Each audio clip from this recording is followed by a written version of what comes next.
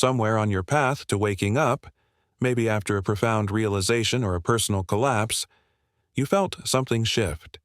You glimpsed the illusion, the cycles, the chaos, and then stillness. At first, it was electrifying, almost liberating, but gradually, that sense of purpose just faded. Not suddenly, not with a bang, but quietly, like your inner fire dimmed and no one flipped the switch back on. You stopped running after things. You stopped caring, not in a reckless way, but in that quiet, existential exhale kind of way. A question started echoing louder. Why do I feel so empty now that I've seen the truth? There's a strange irony here. We expect a spiritual awakening to set our soul ablaze, but for so many, especially the deep thinkers, the empaths, the seekers, it does the opposite. It hollows you out. I recall a friend, brilliant and spiritually in tune, devouring books by Eckhart Tolle, Alan Watts, Ram Dass. After a brutal dark night of the soul, she got it. She saw through the mirage of ego, the chase for validation, the hollow race for success. But 2 months later, she was lying in bed, staring at the ceiling, barely able to move. She told me, "I used to stress about not doing enough. Now I don't care if I do anything at all. I thought waking up would ignite me, not leave me." Like this. Carl Jung, the pioneer of analytical psychology, hinted at this post-awakening haze long ago. He didn't use flashy spiritual jargon, but he knew what happens when the unconscious becomes conscious. Jung said, "Enlightenment isn't about chasing visions of light, but about facing the shadows." Sounds poetic until you live it.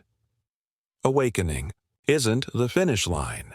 It's the start of a psychological unraveling, the death of who you thought you were, your goals, your career, your relationships, even your sense of time. It all starts to crumble. Here's the twist, though, as Jung might point out, your ego isn't gone, it's just lost. It's wandering without a compass, and without a new direction, your drive vanishes. You're not depressed or unmotivated in the usual sense. You're in limbo. You've woken up from one reality but haven't stepped into the next.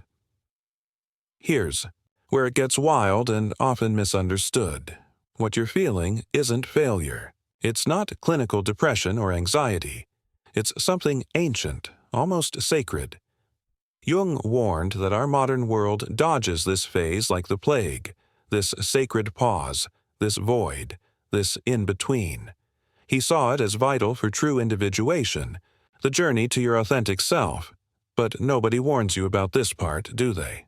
That's what we're diving into next. What's really stirring in your psyche after awakening, and how this loss of motivation might just be the greatest spiritual upgrade you've ever encountered, if you navigate it right. Before we go on, if you're someone who loves exploring the deeper layers of existence and unpacking life's mysteries, hit subscribe to Fractal Wisdom. This channel is here to shine a light on the unseen and guide those walking the strange, winding road of awakening. So, if you're drifting in that post-awakening fog, wondering where your spark went, know this. You're not broken. You're undergoing a psychological shift so profound it's rewriting your inner code.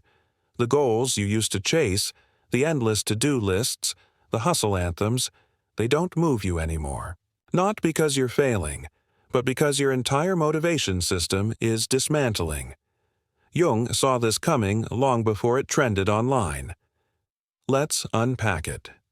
For most of your life, your drive came from your ego, the you thought you were. You wanted to prove yourself, to be seen, to succeed, to be loved. That's not wrong. It's just how humans work. Jung called this the persona, the mask we wear to navigate the world. But awakening rips that mask off. Suddenly, you're not playing to win anymore because you see the game. That's where it gets strange. Without the mask, your old goals don't fit. They were built for a version of you that's gone. Now, you're like an actor who's walked off stage, script in hand, unsure of your lines. That's why you feel unmotivated. You didn't lose your drive. You outgrew its fuel. Jung believed we're not here to serve the ego, but to integrate it, to align it with something deeper. He called this individuation, the process of becoming whole, not the small self craving applause, but the soul-level self that's connected to everything. This self doesn't care about status or clarity. It's here to embody truth. So, when awakening hits, your psyche starts recalibrating. It rejects anything inauthentic, jobs, relationships, ambitions, even that vision board you made in 2020. That's why awakening feels both freeing and disorienting. But Jung cautioned, if you stop here, you get stuck. Some people awaken and fall into spiritual bypassing, thinking nothing matters, that it's all an illusion. They float, they numb out, mistaking detachment for disconnection. But your deeper self wants something else. It wants to live through you, to bring meaning into this human experience. It doesn't reject the world. It redefines your place in it. To get there, you have to navigate a strange middle phase, one Jung described perfectly, though few recognize it while they're in it. There's a stage after awakening that almost no one talks about. It's not shiny or glamorous. It doesn't rack up likes or look like serene meditations in golden fields or poetic captions on social media. It looks like this, sitting in silence, unable to articulate what's happening inside, while the world races on. Carl Jung would say you're not lost, you're in transition. You've stepped away from the ego, but you haven't yet found how to live from your true self. This space isn't failure, it's a sacred rite of passage. But in our always-on, productivity-obsessed world, stillness gets labeled as laziness, and pausing gets mistaken for being stuck. So you judge yourself, and that judgment blocks the very energy your soul is trying to reclaim. Jung had a name for this psychological shift, enantiodromia, the process where things turn into their opposites. When you awaken, your inner rhythm swings from ego-fueled hustle to soul-deep quiet. You go from, I have to do it all, to, why do anything at all? This swing is holy. It's how your psyche finds balance.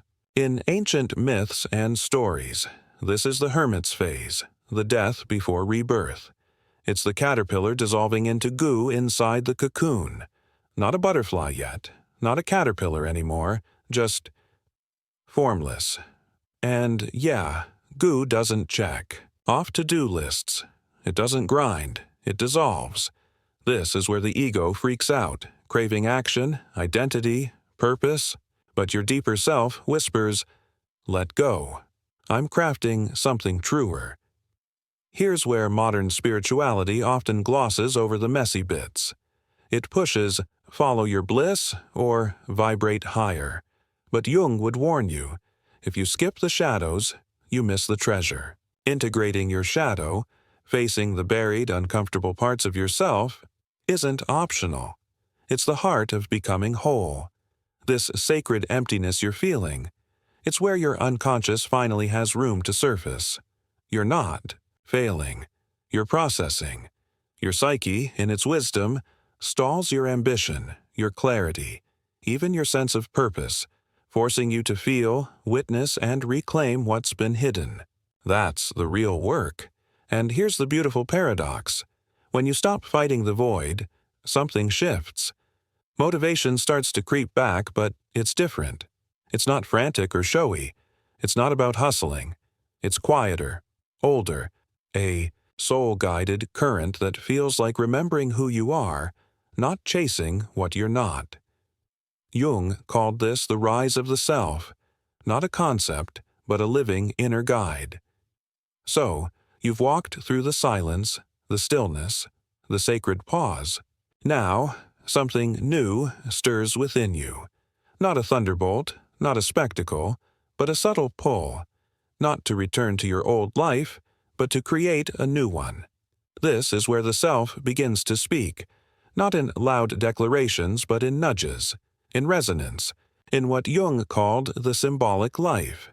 He believed that once the ego steps aside and the unconscious integrates, we start living from a place deeper than personality. Life stops being about survival and becomes about meaning.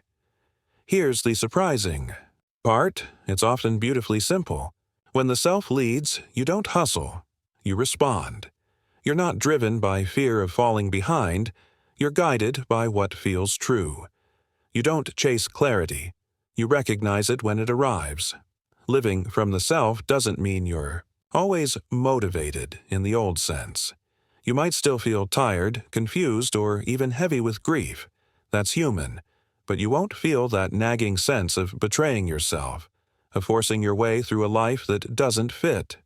Instead, you might notice you're drawn to create, even if no one's watching. You say no to things that don't resonate, even if they look perfect on paper. You follow curiosity, not checklists. You choose presence over performance. This is the new fuel, not adrenaline, but alignment. Jung called this living symbolically, not lost in fantasy, but attuned to your soul, where dreams, synchronicities, and gut instincts become your compass.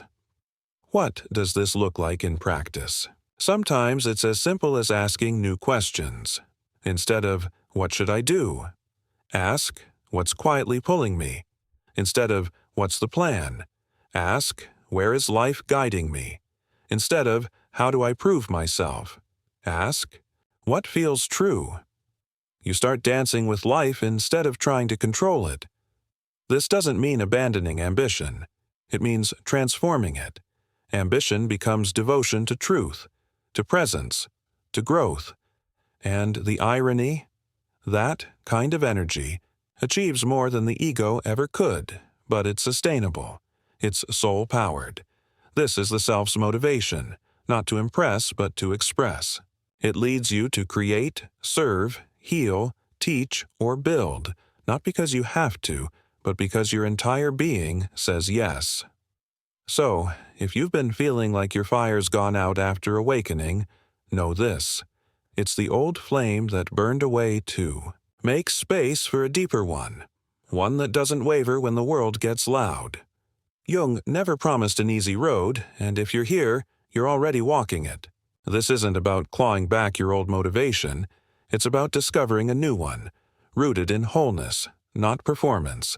This isn't the end of your awakening. It's the start of your becoming. If this resonates, if it helps you name something you've been quietly wrestling with, drop a comment below. I'd love to hear what this journey feels like for you. And if you want more content like this, exploring psychology, soul, and self-awareness in ways that actually make sense for real life, subscribe to Fractal Wisdom. Awakening isn't the end of the story, it's where the real story begins.